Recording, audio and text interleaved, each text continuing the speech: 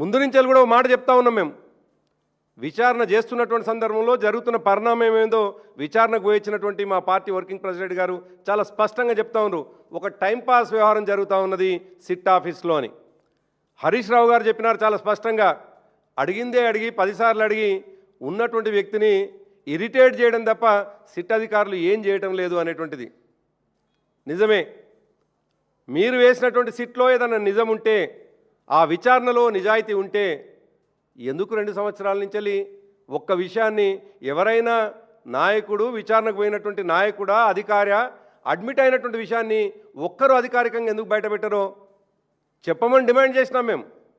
ఏమీ లేదు కాబట్టి ఇవాళ చెప్పడానికి జంకుతా ఉన్నారు, భయపడతా ఉన్నారు. సాక్షాత్తు తెలంగాణ తెచ్చినటువంటి ఇవాళ తెలంగాణ జాతిపితగా ఉన్నటువంటి కేసీఆర్ గారికే సిట్టు నోటీసులు ఇచ్చి ఒక రాక్షసానందం పొందాలని ప్రయత్నం చేస్తూ ఉన్నారు. మేము ఈ వేదిక ద్వారా సూటికి ఒక మాట చెప్పదలుచుకున్నాం, అడగదలుచుకున్నాం. ఇవాళ సిట్టు విచారణకు రావాలని, హాజరు అవ్వాలని అధికారులు వచ్చి సరిగ్గా 1:15 నందీనగర్లోని కేసీఆర్ గారి ఇంటికి వచ్చి కేసీఆర్ గారి పిఏకు నోటీసులు ఇచ్చినారు. అంతకంటే ముందే కరెక్ట్గా 12 గంటలకు నేను ఇక్కడ ఇవాళ హైలైట్ చేసినట్టుగా 12 గంటలకే ఏ రకంగా మీడియాకు ఈ వార్త లీక్ అవుతుందో ఇవాళ చెప్పాల్సినటువంటి బాధ్యత ఈ ప్రభుత్వాన్ని, సిట్ అధికారులది. మీకు నిజాయితీ ఉంటే మీరు విచారిస్తున్నటువంటి విచారణ నిజాయితీగానే కొనసాగినట్లయితే 12 గంటలకు మీడియాకి ఎందుకు లీక్ అవుతుంది? 12 గంటలకే ఇది ఎందుకు సర్క్యులేట్ అయింది? 12 గంటలకే పబ్లిక్ డొమైన్లో ఏ రకంగా ఉన్నది? ఎవరైనా విచారణకు హాజరు కావాలని పోలీస్ అధికారి చెప్తే నోటీసులు అందుకున్నటువంటి వ్యక్తి ప్రజలకు చెప్తే కానీ మీడియాకు చెప్తే కానీ తెలవాల్సినటువంటి విషయం, విచారణ రావాలని హాజరు కావాలని నందీనగర్ ఇంటికి చేరుకోకముందుకే 12 గంటలకే ఏ రకంగా ఇవాళ మీడియాకు చేరింది, పబ్లిక్ డొమైన్లో ఉందో ఇవాళ సమాధానం చెప్పాలి. దీంట్లోనే కనిపిస్తూ ఉంది వీళ్ళ నిజాయితీ, దీంట్లోనే కనిపిస్తూ ఉంది వాళ్ళ కుట్ర, దీంట్లోనే కనిపిస్తూ ఉంది వాళ్ళ యొక్క అభద్రత. ఏమీ లేదు అనేటువంటి విషయం చాలా స్పష్టంగా అర్థమైన తర్వాత ఏదో ఒక రకంగా బురదజల అనేటువంటి ఒక కుట్ర చాలా స్పష్టంగా కనిపిస్తూ ఉంది. ఆకాశం ఎత్తైనటువంటి కేసీఆర్ గారికి నోటీసులు ఇచ్చి తద్వారా వారి మీద ఒక మరక వేయాలని ప్రయత్నం చేస్తే అది సాధ్యం కాదు, సూర్యుడి మీద ఉమ్మేసినట్టు అవుతుంది అనేటువంటి విషయాన్ని ఈ సందర్భంగా గుర్తు చేస్తూ ఉన్నాం. అసలు ఈ సిట్ అనేది ఎందుకు కొనసాగుతుంది అనేటువంటి విషయం ఎవరికి అర్థం కానటువంటి విషయం, విచారణ చేస్తున్నటువంటి అధికారులకే తెలియనటువంటి విషయం. విచారణ చేస్తున్నటువంటి అధికారులు ఈ రోజు వరకు ఎవరైనా అధికారికంగా వచ్చి కనీసం ఏం జరిగిందో చెప్పినరా అంటే అది లేదు. మేము చాలా ధైర్యంగా చెప్తా ఉన్నాం, ప్రభుత్వంలో 9.5 సంవత్సరాలు ఉన్నవాళ్ళుగా చెప్తా ఉన్నాం.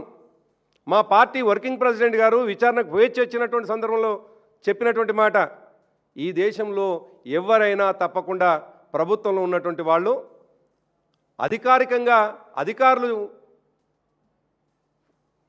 తప్పకుండా విషయాలు తెలుసుకోవడానికి ఫోన్ల ద్వారానే తెలుసుకుంటాం. ఒక ఫోన్లే కాదు, అనేక రకాల అయినటువంటి వ్యవహారాలు ఉంటాయి. వేగుల ద్వారా తెలుసుకోవచ్చు ఆ రాష్ట్రంలో జరుగుతున్నటువంటి వ్యవహారం, ఆ దేశంలో జరుగుతున్నటువంటి వ్యవహారం. తప్పకుండా తమ యొక్క అధికారుల ద్వారా తెలుసుకోవచ్చు, మరో పద్ధతి అయినటువంటి ఫోన్ల ద్వారా తెలుసుకోవచ్చు.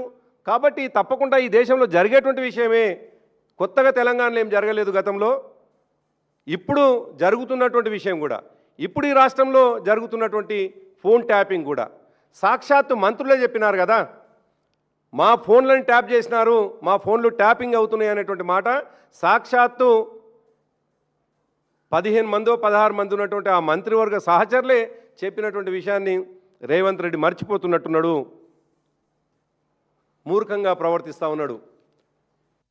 ఇది నిజాయితీగా ఒకవేళ కొనసాగితే మేము అడిగినటువంటి మౌలిక ప్రశ్నలకు ఒక్కనాడు సమాధానం చెప్పరు, ఒక్క అధికారి ముందుకు రాడు. ఇవాళ ఏం జరుగుతూ ఉన్నది? మంత్రుల మధ్య సయోధ్య లేకపోవడం, వాటాల పంపిణీ, కాంట్రాక్టుల పంపిణీ, అది సాక్షాత్తు ఒక మీడియా సంస్థ బయట పెడితే మీడియా సంస్థలో పనిచేస్తున్నటువంటి ప్రతినిధుల మీద కేసు పెట్టి జైలుకు పంపాలని ప్రయత్నం చేసిరే కానీ అసలు జరిగిన కుట్ర ఏమిటి, జరిగినటువంటి తప్పిదాములు ఏమిటి, అందులో జరిగిన అక్రమాలు ఏందో దాన్ని వెలికి తీయకుండా సిట్ పేరు మీద వేధిస్తూ ఉన్నారు. నెంబర్ 1 మంత్రుల మధ్య సయోధ్య లేకపోవడం, వాటాల పంపిణీ. రెండవది, దాని కొనసాగింపుగా విషయాలను అర్థం చేసుకుంటే ఒక ప్రతిపక్షంగా ఉన్నటువంటి మేము తప్పకుండా ప్రజల పక్షాన పోరాటం చేయాల్సినటువంటి అవసరం ఉంది. కాబట్టి ఈ తెలంగాణ రాష్ట్రానికి రావడానికి ప్రధాన భూమిక పోషించినటువంటి పార్టీగా తప్పకుండా ప్రజల పక్షాన ఉంటాం. కాబట్టి మా పార్టీ నాయకుడు హరీష్ రావు గారు సింగరేణిలో జరుగుతున్నటువంటి అక్రమాలు ఏమిటి, నైనీ బ్లాక్లో జరిగినటువంటి అవకతవకలు ఏమిటి, ఎప్పుడూ లేని నిబంధన ఇప్పుడెందుకు వచ్చి చేరింది, 2023 తర్వాత మాత్రమే సైట్ విజిటింగ్ అనేటువంటి ఆ నిబంధన ఎందుకు వచ్చి చేరింది, దాని ద్వారా జరిగినటువంటి లాభం ఎవరికి అనేటువంటి విషయం చాలా క్లియర్గా చాలా స్పష్టంగా ప్రజల ముందు పెట్టినటువంటి సందర్భంలో